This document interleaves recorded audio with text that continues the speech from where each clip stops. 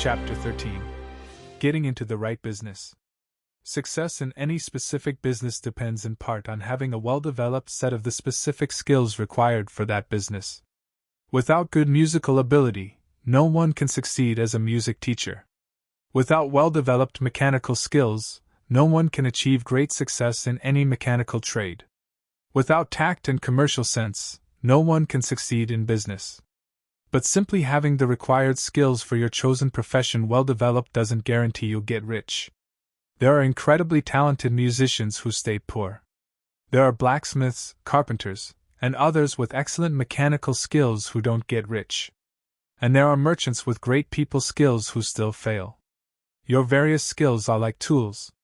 It's essential to have good tools, but it's just as essential to use them in the right way. One person can take a sharp saw, a square, a good plane, and other tools, and build a beautiful piece of furniture. Another person can take those exact same tools, try to duplicate the piece, and produce a complete mess. That second person just doesn't know how to use good tools successfully. The different abilities of your mind are the tools you must use to do the work that will make you rich. It will be easier for you to succeed if you enter a business for which you are already well equipped with the right mental tools. Generally speaking, you'll do best in the business that uses your strongest skills, the one you are naturally best fitted for. But there are exceptions to this, too. No one should feel their career is permanently locked in by the tendencies they were born with. You can get rich in any business. If you don't have the right talent for it, you can develop that talent. It simply means you'll have to build your tools as you go, rather than limiting yourself to the ones you were born with. It will be easier for you to succeed in a career where you already have well-developed talents. But you can succeed in any career, because you can develop any basic talent. And there isn't a single talent out there that you don't possess at least the seeds of. You'll get rich with the least amount of effort if you do what you are best suited for. But you'll get rich with the most satisfaction if you do what you truly want to do. Doing what you want to do is what life is all about. There's no real satisfaction in living if we are forced to forever do things we don't like, and can never do the things we actually want to do. And it is absolutely certain that you can do what you want to do. The very fact that you have the desire to do it is proof that you have the power within you to achieve it. Desire is simply power-seeking expression. The desire to play music is the musical power within you seeking expression and development. The desire to invent mechanical devices is the mechanical talent within you seeking expression and development. Where there is no power, either developed or undeveloped, to do a thing, there is never any desire to do it. And where there is a strong desire to do a thing, it's solid proof that the power to do it is also strong, and only needs to be developed and applied in the right way. All else being equal, it's best to choose the business for which you have the most developed talent. But if you have a burning desire to engage in a particular line of work, you should choose that work as your ultimate goal. You can do what you want to do, and it is your right and privilege to pursue the business or career that will be most fulfilling and enjoyable to you. You are not obligated to do what you don't like to do, and you shouldn't do it, except as a stepping stone to get you to where you do want to be. If past mistakes have landed you in an undesirable business or environment, you might have to do things you don't like for a while. But you can make the experience pleasant by knowing that doing it is making it possible for you to eventually do what you truly want. If you feel you're in the wrong career, don't rush into trying to find another one. The best way, generally, to change your business or environment is through personal growth. Don't be afraid to make a sudden and massive change if the right opportunity presents itself, and after careful consideration, you feel it is the right opportunity. But never take sudden or drastic action when you are doubting whether it's the wise thing to do. There is never any need to rush on the creative plane, and there is never a lack of opportunity. When you step out of the competitive mindset, you'll understand that you never need to act in haste. No one else is going to beat you to the thing you want to do. There is more than enough for everyone. If one spot is taken, a different and better one will open up for you shortly. There is plenty of time. When you are in doubt, wait. Fall back on contemplating your vision, and boost your faith and purpose. Above all, in times of doubt and indecision, practice gratitude. A day or two spent contemplating the vision of what you want, and offering sincere thanks that you are getting it, will bring your mind into such a close relationship with the Supreme that you won't make a mistake when you finally do act. There is a mind that knows everything there is to know. You can connect closely with this mind through faith, the purpose to advance in life, and deep gratitude. Mistakes happen from acting too quickly, acting in fear or doubt, or forgetting the right motive, which is more life for all, and less for none. As you continue on the certain way, opportunities will come to you in increasing numbers. You will need to be very steady in your faith and purpose, and keep in close touch with the universal mind through reverent gratitude.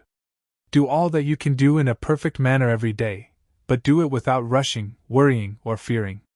Go as fast as you can, but never hurry. Remember that the moment you start to hurry, you stop being a creator and become a competitor again. You drop right back down to the old level of thinking. Whenever you catch yourself hurrying, call a halt. Focus your attention back on the mental image of the thing you want, and start giving thanks that you are getting it.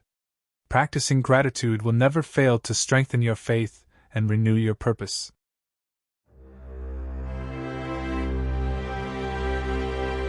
Chapter 14. The Impression of Increase. Whether you change your career or not, your current actions must focus on the business you are engaged in right now. You can move into the business you want by making constructive use of the business you're already in, by doing your daily work in a certain way. And as far as your business involves dealing with other people, whether in person or by message, the key thought behind all your efforts must be to give them the impression of increase. Increase is what everyone is seeking. It is the drive of the formless intelligence within them, seeking fuller expression. The desire for increase is built into all of nature. It's the fundamental impulse of the universe.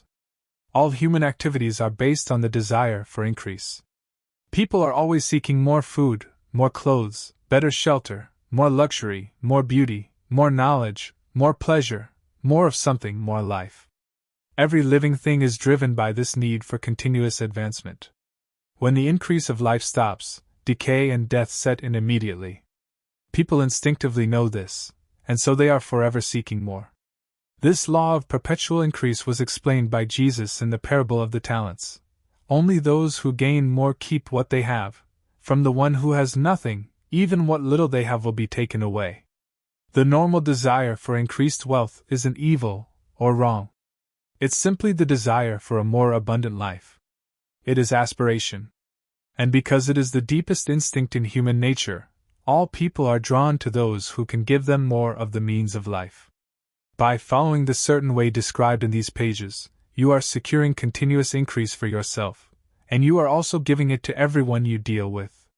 You are a creative center from which increase radiates to everyone. Be absolutely sure of this, and convey that assurance to every man, woman, and child you interact with. No matter how small the transaction, even if it's just selling a piece of candy to a child, put the thought of increase into it, and make sure the customer feels that thought.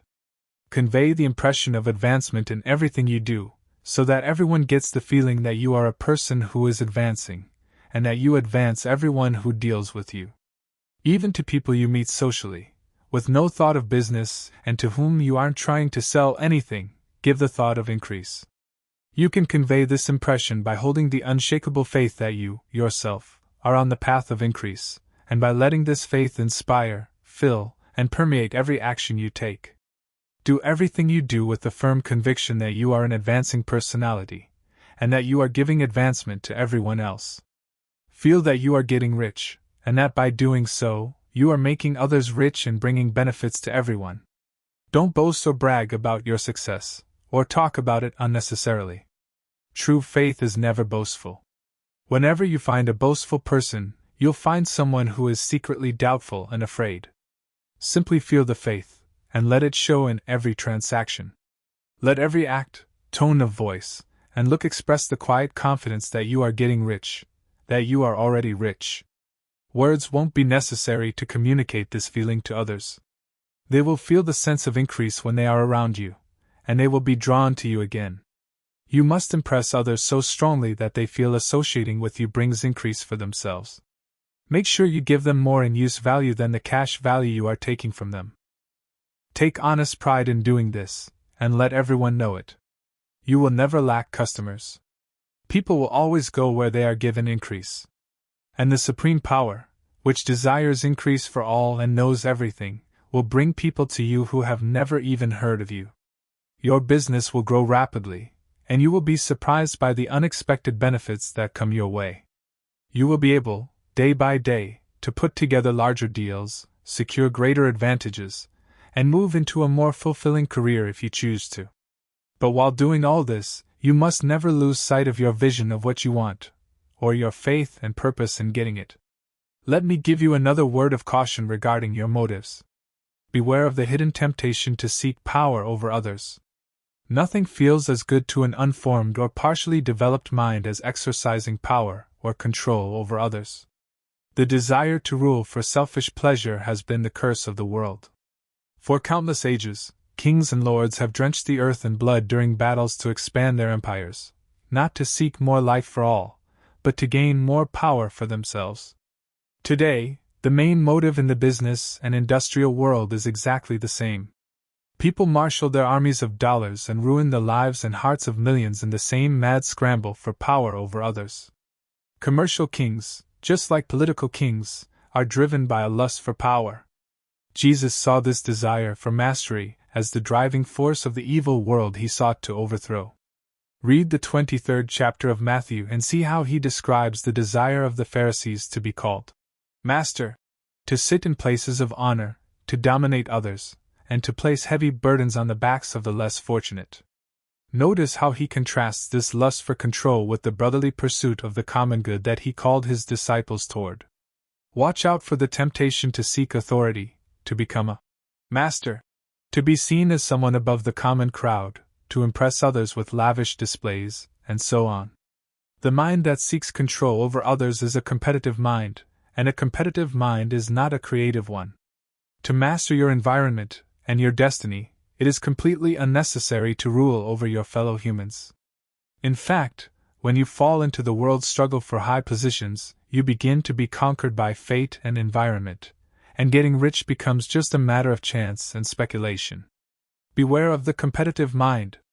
No better statement of the principle of creative action can be made than the favorite saying of the late, Golden Rule, Jones of Toledo. What I want for myself, I want for everybody.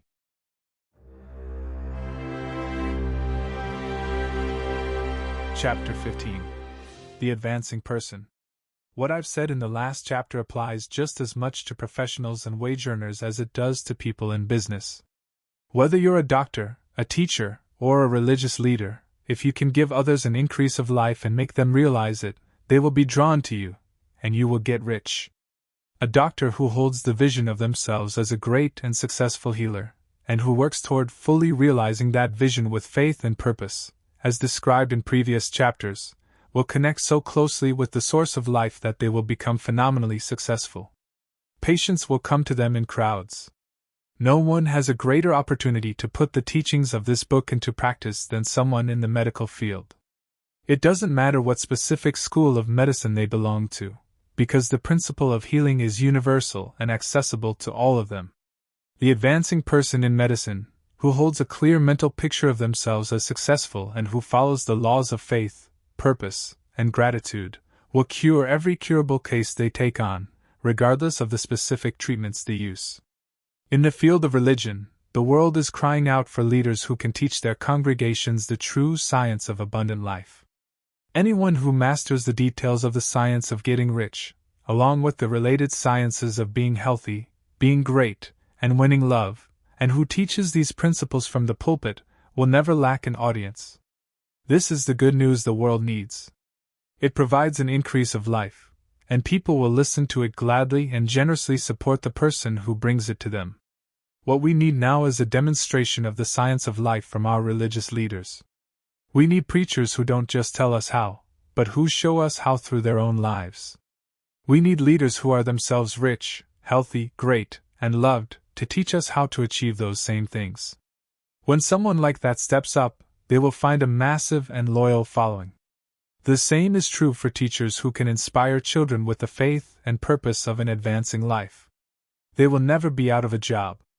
And any teacher who possesses this faith and purpose can pass it on to their students. They can't help but pass it on if it's a genuine part of their own life and practice. What's true for the teacher, preacher, and doctor is true for the lawyer, dentist, real estate agent, insurance broker, for absolutely everyone. The combination of mental and personal action I've described is foolproof. It simply cannot fail. Every person who follows these instructions consistently, persistently, and to the letter, will get rich. The law of the increase of life is as mathematically certain in how it works as the law of gravity. Getting rich is an exact science. Wage earners will find this is just as true for them as for anyone else mentioned. Don't feel like you have no chance to get rich just because you're working somewhere with no visible opportunity for advancement, where the pay is low and the cost of living is high. Form a clear mental vision of what you want, and start acting with faith and purpose. Do all the work you can do every single day, and do every piece of that work perfectly. Put the power of success and the purpose to get rich into everything you do. But don't do this just to suck up to your boss, hoping that they, or someone higher up, will notice your good work and promote you. It's unlikely they will. A person who is merely a good worker, doing their current job to the very best of their ability, and feeling satisfied with that, is very valuable to their employer. It's usually not in the employer's interest to promote them. They are worth more exactly where they are. To actually secure advancement, you need more than just being too big for your current role. The person who is guaranteed to advance is the one who is too big for their place, who has a clear concept of what they want to be, who knows they can become what they want to be, and who is determined to be what they want to be. Don't try to overdeliver in your current job just to please your employer. Do it with the intention of advancing yourself.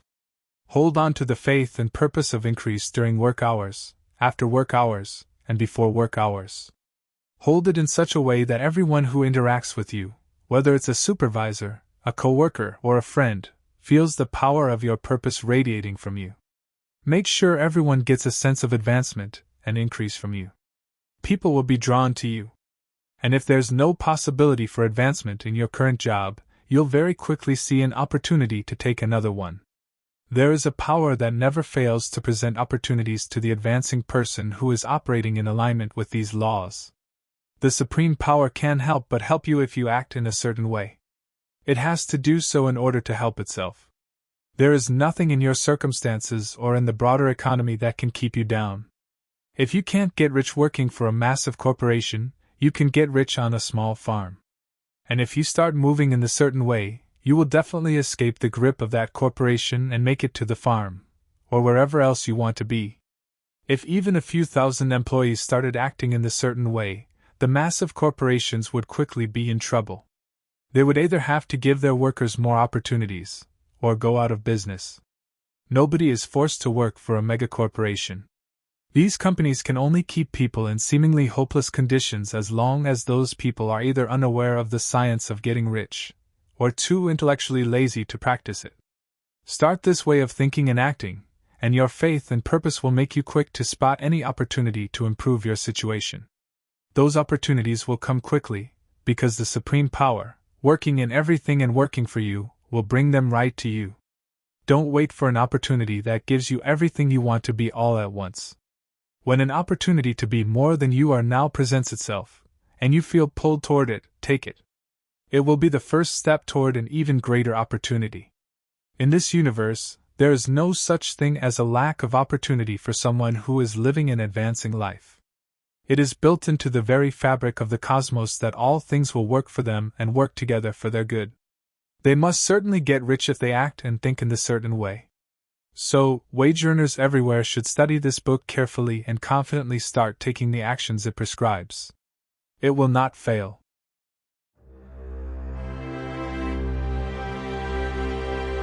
Chapter 16. Some cautions and concluding observations. Many people will laugh at the idea that there is an exact science to getting rich. Holding on to the belief that the supply of wealth is limited, they will insist that social and political systems must be changed before any significant number of people can ever become financially secure. But this simply isn't true. It is true that some existing governments keep the masses in poverty, but that's because the masses aren't thinking and acting in a certain way. If the masses started moving forward as suggested in this book, neither governments nor economic systems could stop them. All systems would be forced to modify themselves to accommodate that forward movement. If people have the advancing mind, if they have the faith that they can become rich, and if they move forward with the fixed purpose to become rich, absolutely nothing can keep them in poverty. Individuals can start on the certain way at any time, under any government, and make themselves rich. And when a large number of individuals do this under any government, they will cause the system to change in a way that opens the door for others.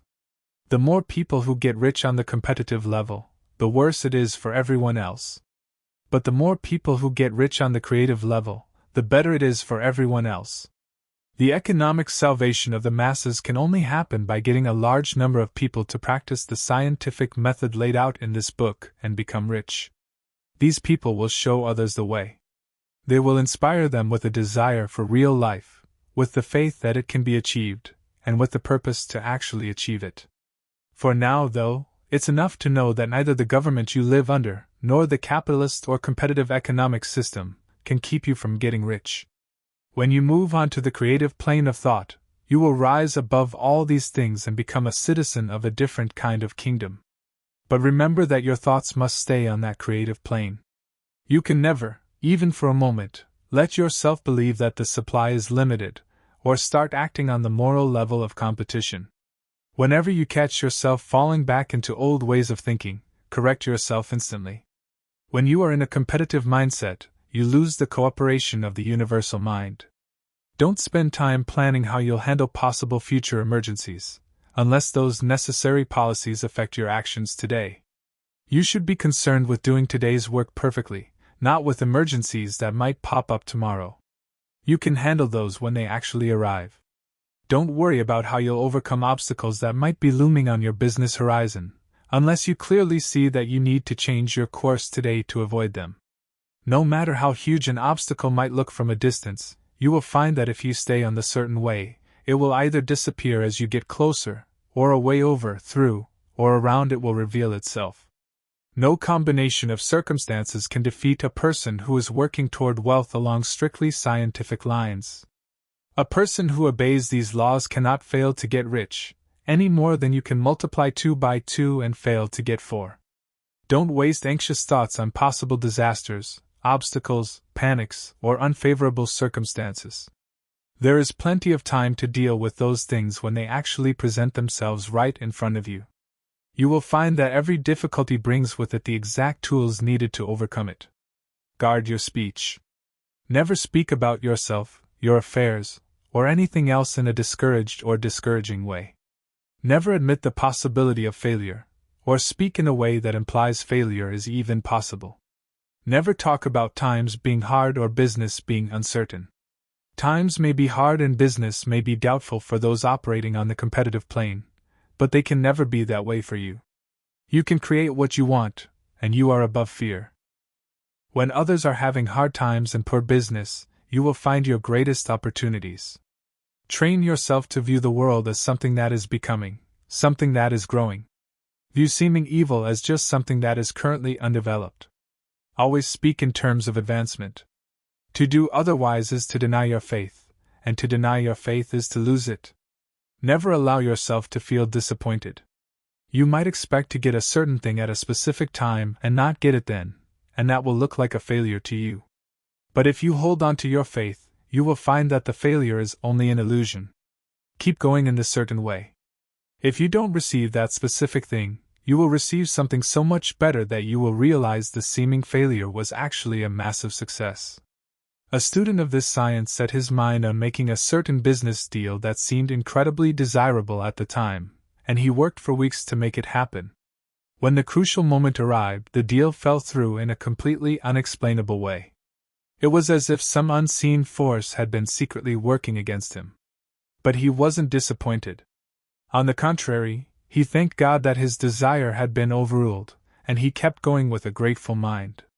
A few weeks later, an opportunity came his way that was so much better, he wouldn't have taken the first deal for anything in the world. He realized that a mind that knew more than he did had prevented him from losing out on the greater good by getting tangled up with the lesser one. That is how every seeming failure will work out for you, as long as you keep your faith, hold on to your purpose, maintain gratitude, and do everything that can be done each day in a successful manner. When you experience a failure, it's because you haven't asked for enough. Keep going, and something much larger than what you were seeking will certainly come to you. Remember this. You will not fail because you lack the necessary talent to do what you want to do. If you proceed exactly as I've directed, you will develop all the talent necessary to do your work. It's not the purpose of this book to explain the science of cultivating talent, but it is just as certain and simple as the process of getting rich. However, don't hesitate or hold back out of fear that you will fail for lack of ability when you reach a certain point. Keep right on going, and when you reach that point, the ability will be provided to you. The exact same source of ability that allowed the uneducated Abraham Lincoln to do the greatest work in government ever accomplished by one person is open to you. You can draw upon the universal mind for the wisdom you need to handle the responsibilities placed upon you. Proceed in full faith. Study this book. Make it your constant companion until you have mastered all the ideas in it. While you are getting firmly grounded in this faith, it's best to give up most ordinary recreations and pleasures. Stay away from places where ideas that conflict with these are promoted in lectures or sermons. Don't read pessimistic or conflicting literature, and don't get into arguments about it. Do very little reading outside of the authors mentioned in the preface. Spend the majority of your free time contemplating your vision, cultivating gratitude, and reading this book. It contains everything you need to know about the science of getting rich, and you will find all the essentials summarized in the following chapter.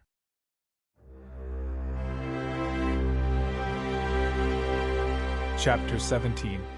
Summary of the Science of Getting Rich. There is a thinking substance from which all things are made. In its original state, it permeates, penetrates, and fills the spaces of the universe. A thought within this substance produces the very thing that the thought imagines. A person can form things in their mind, and by impressing those thoughts upon the formless substance, can cause the thing they think about to be created. To do this, a person must shift from a competitive mindset to a creative one. Otherwise, they cannot be in harmony with the formless intelligence, which is always creative and never competitive, in spirit. A person can come into full harmony with the formless substance by holding a deep and sincere gratitude for the blessings it gives them. Gratitude connects the human mind with the intelligence of the substance, so that the person's thoughts are received by the formless. A person can only remain on the creative level by uniting themselves with the formless intelligence through a deep and continuous feeling of gratitude.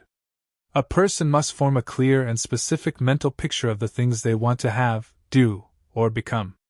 They must hold this mental picture in their thoughts while being deeply grateful to the supreme power that all their desires are being granted. Anyone who wants to get rich must spend their free time contemplating their vision, and offering sincere thanks that it is becoming a reality. You cannot place too much emphasis on the importance of frequently contemplating the mental image, combined with unwavering faith and deep gratitude. This is the exact process by which the impression is given to the formless, and the creative forces are set into motion. The creative energy works through the established channels of natural growth, as well as through the existing industrial and social order.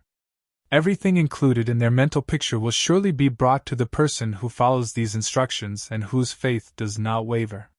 What they want will come to them through the normal channels of trade and commerce. In order to receive what is theirs when it arrives, a person must take action.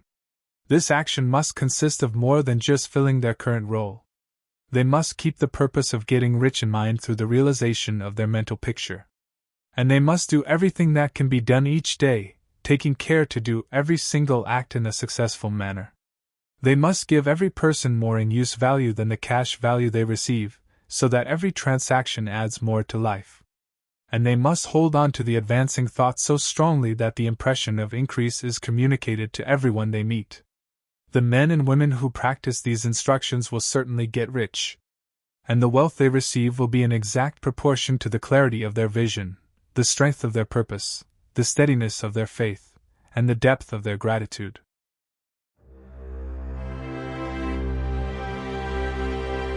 The end. You have been listening to The Science of Getting Rich, a modernized edition. Originally written by Wallace D. Wattles, and adapted and modernized by Prof. LLC. This edition has been optimized for spoken flow and read for you by Stefan. Published by Prof. LLC. Copyright 2026 by Prof. LLC. All rights reserved. Thank you for listening. We hope you enjoyed this modernized edition. We would love to hear your thoughts on this format. Your feedback helps us improve future editions and select other classics to adapt. Please visit us at jigsawpuzzlehelper.com or send your feedback to tkprof.ai@gmail.com.